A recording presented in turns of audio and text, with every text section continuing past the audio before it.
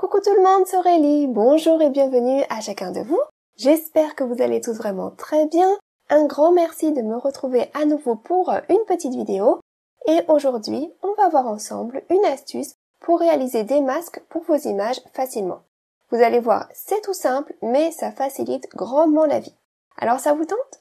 Alors asseyez-vous, détendez-vous, abonnez-vous et c'est parti!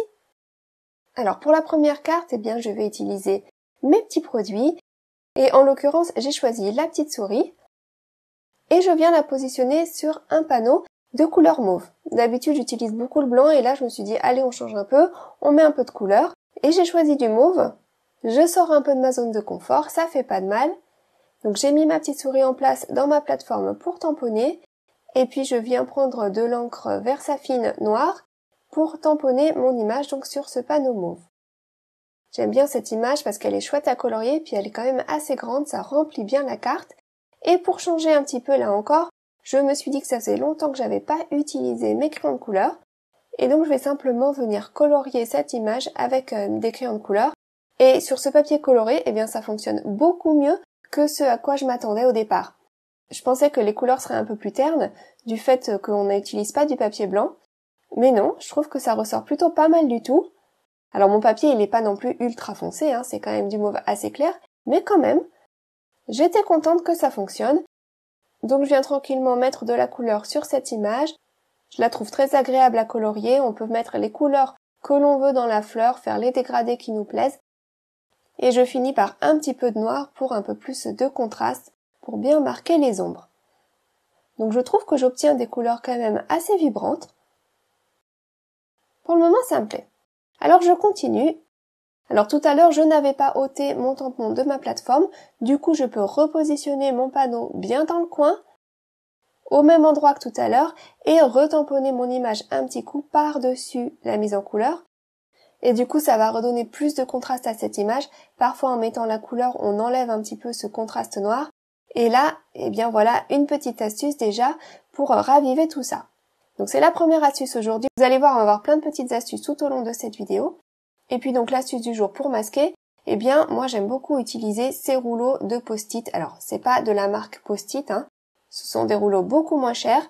Ils sont quand même assez larges, donc je trouve que c'est pas mal du tout. Cette taille-là, elle est quand même suffisante pour recouvrir pas mal d'images. Donc je vais venir découper un morceau de ce rouleau et positionner ça en place de sorte à ce que je puisse le tamponner pour avoir donc mon image sur mon rouleau de post-it. Donc là, comme ça, c'est bon. Je peux tamponner. Et voilà. Alors ce rouleau de post-it, il est vraiment pas mal parce qu'il colle pas trop fort sur le papier. Et quand on le décolle, ça ne laisse pas de traces. Mais par contre, à découper, c'est pas évident. Ça colle quand même sur les doigts. C'est pas très rigide. Ça tient pas très bien. Donc l'astuce, c'est de venir simplement le coller sur du papier imprimante, du papier de brouillon, ce que vous avez sous la main. Et là, ça va être tout de suite beaucoup plus simple pour découper. Ça se tient beaucoup mieux, ça ne colle plus aux doigts, ça se manipule très bien, comme n'importe quelle image que vous auriez tamponnée sur un papier classique. Et c'est vrai que j'y avais pas pensé plus tôt, il me semble que cette idée, je l'ai trouvée dans la chaîne de Natacha Foot, et franchement, c'est une super idée. Ensuite, il suffit de retirer le papier imprimante, comme lorsqu'on retire la protection d'un scotch double face, ça s'enlève tout seul. Et puis ensuite, du coup, on a un masque qui est adapté à notre image. Donc là, j'ai découpé au ras du trait pour ne pas avoir de démarcation tout autour et je viens positionner ça en place donc sur mon image. Alors comme le rouleau il était quand même pas tout à fait assez large pour cette image, je rajoute un petit coin là qui manquait.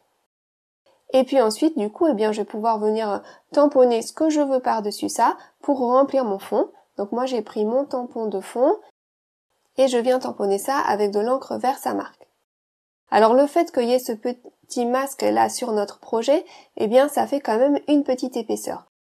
Donc quand vous faites ça, pensez à bien appuyer tout autour de l'image et il va peut-être falloir s'y reprendre à plusieurs fois pour bien tamponner ça, pour avoir une empreinte bien marquée de partout.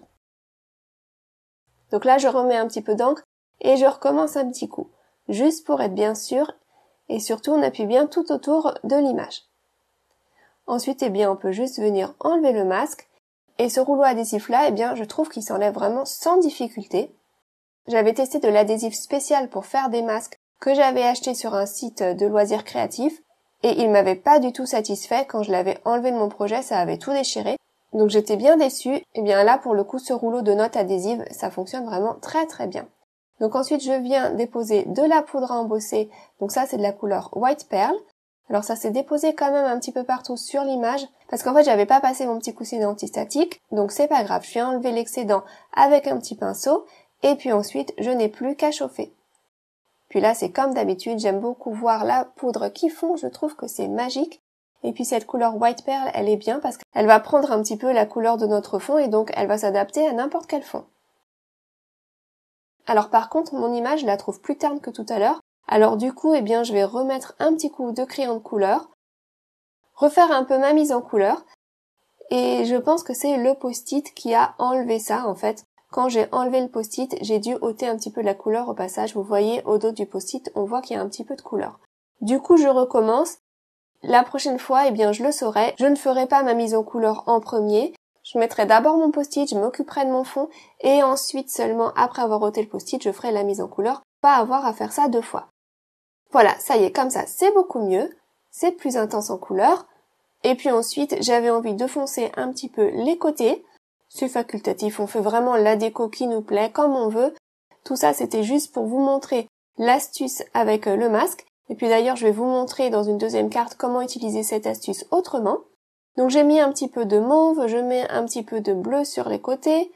Et puis je viens ôter l'excédent qui se serait déposé sur ma poudre à embosser, simplement en frottant avec un petit chiffon doux. Et voilà, ça y est. Alors pour finir encore mieux les côtés de ma carte, j'ai décidé de passer un petit coup de mon encreur Versamark, donc l'encre pour embossage à chaud, sur tous les côtés. Et comme ça, je vais pouvoir venir mettre de la poudre à embosser dorée sur les côtés, pour plus de brillant et pour encore plus de définition donc sur mes bords. Donc pour ça, je dépose de la poudre sur un papier de brouillon et puis je viens approcher mon projet de cette poudre, tremper les bords dans la poudre pour que ça vienne s'accrocher.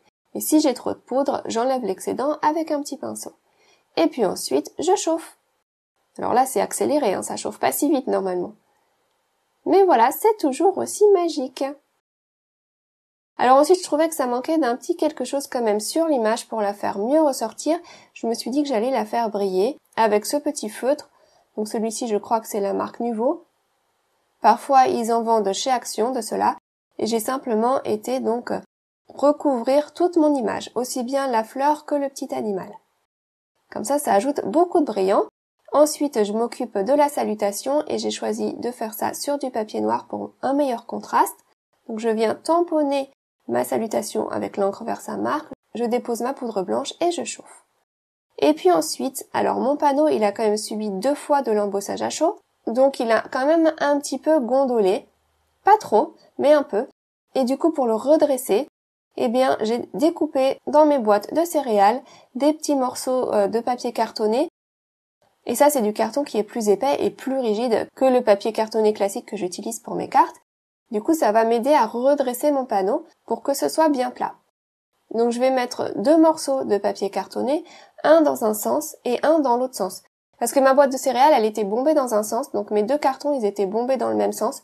Du coup, j'en colle un dans un sens, un dans l'autre sens, et comme ça va, entre guillemets, annuler un peu la courbure de chaque panneau et me donner quelque chose de plus plat.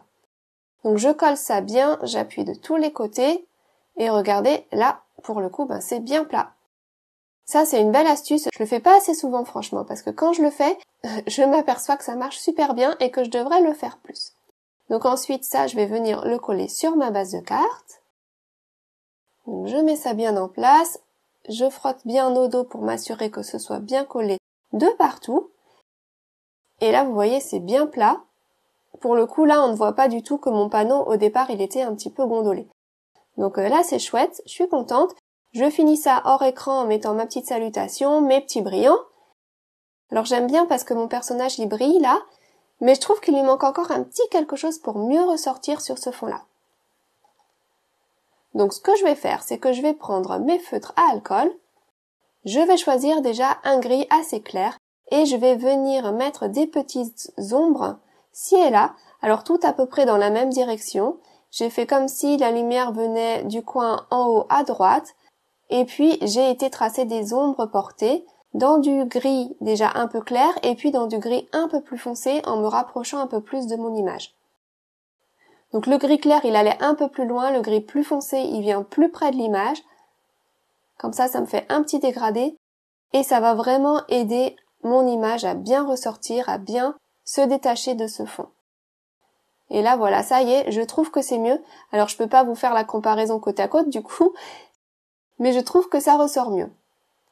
Donc voilà, pour cette petite carte, on a vu pas mal de petites astuces au passage.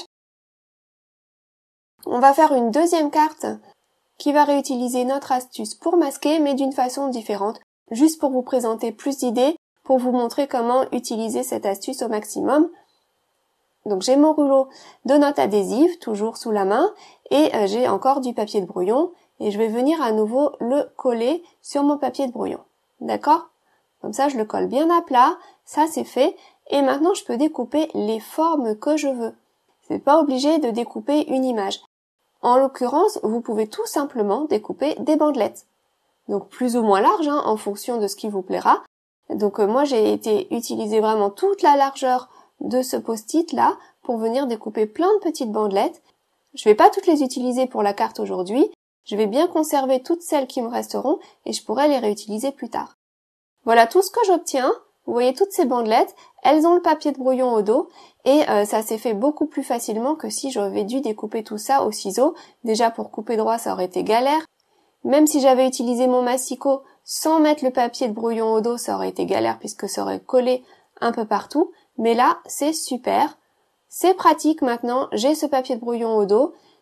Et du coup, eh bien, mes bandelettes, je peux les manipuler, elles ne collent pas, je peux les conserver sans difficulté.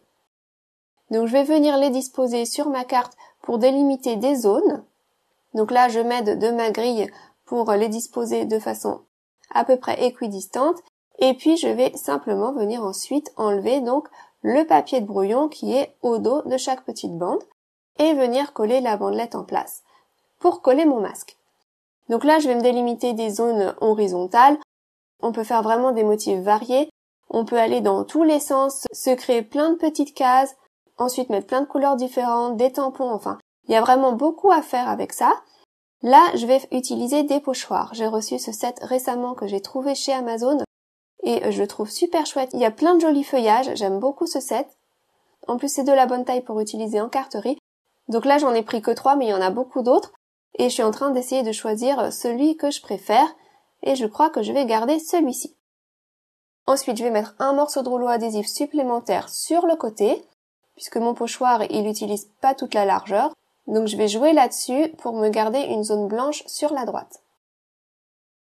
Donc je me mets en place maintenant. Et puis je vais faire un dégradé dans les tons bleus. Je reviens à des couleurs que je maîtrise un peu plus que tout à l'heure.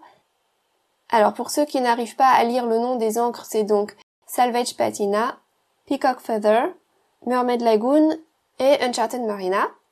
Et je vais mettre une couleur par case. Et vous avez vu, j'ai masqué une des cases. Au début, je voulais garder cet emplacement pour venir tamponner une salutation. Par la suite, j'ai changé d'avis. Mais bon, c'est pas grave, on a le droit de changer d'avis en avançant. Donc je viens déjà mettre de la couleur sur chacune de ces cases, mais sans mettre trop de couleur. Pour ça, j'utilise une petite brosse. Comme ça dépose de la couleur en douceur, petit à petit, progressivement. Et puis ensuite, je mets mon pochoir en place, donc, et je vais mettre plus de couleurs, à chaque fois en faisant bien correspondre la bonne couleur dans chaque zone, mais en mettant donc plus de couleurs pour plus d'intensité. Donc le bleu plus foncé sur le bas, le bleu intermédiaire au milieu, et puis le bleu plus clair sur le haut. Comme ça, eh bien, on aura un effet ton sur ton avec ce pochoir-là. Et je trouve que ça rend vraiment très bien, et surtout le fait d'avoir délimité donc les zones avec ces petits masques-là, eh bien, ça ajoute de la vie à tout ça. Alors là, vous voyez, j'avais donc cette zone qui était restée blanche, mais ça me plaît pas trop comme ça. Donc je vais remettre mes masques en place. C'est l'avantage, c'est repositionnable. Vous pouvez l'enlever, vous pouvez le remettre. Ça se remet sans difficulté. Et je viens donc compléter la case manquante, donc avec un petit peu des deux couleurs qui sont au-dessus et en dessous. Ensuite, je remets le pochoir en place et puis je vais donc compléter le design. Je trouvais ça dommage de couper ce feuillage. Il est bien joli comme ça et puis la salutation, je la mettrai sur le côté et ça sera encore plus dynamique. Donc mon panneau, il est terminé. Maintenant, j'ai ces masques qui sont là, vous voyez, je les ai recollés à nouveau sur du papier de brouillon pour les conserver facilement. Et je vais pouvoir mettre ça de côté et le réutiliser plus tard pour d'autres projets. Le feuillage là, il me plaît vraiment beaucoup, il est sympa. Et vous voyez que donc dans le set que j'ai reçu, eh bien, il y en a des tas. Donc j'ai vraiment de quoi faire. Avec ce genre de cartes, on pourrait faire tout un set, par exemple, à offrir. Ça pourrait être super sympa. Donc pour ceux que ça intéresse, je vais essayer de retrouver le lien et de vous mettre ça dans la description sous la vidéo. Et puis voilà, je vais finir cette carte de la même façon que tout à l'heure en ajoutant un petit peu d'épaisseur avec donc mon petit carton de ma boîte de céréales que j'avais sous la main. Et puis voilà, ma carte est terminée. J'ai même pas rajouté de brillant. À vrai dire, j'ai essayé d'en mettre ci et là, mais je trouvais pas d'emplacement qui me convenait. Et finalement, eh bien, c'est pas plus mal comme ça. Simple, épuré, contrairement à ma première carte qui était pas très épurée. Et puis si je veux rajouter des brillants par la suite, bien, je pourrais toujours le faire plus tard. Voilà, et bien, ça y est, j'ai terminé. Je vous remontre les deux cartes du jour.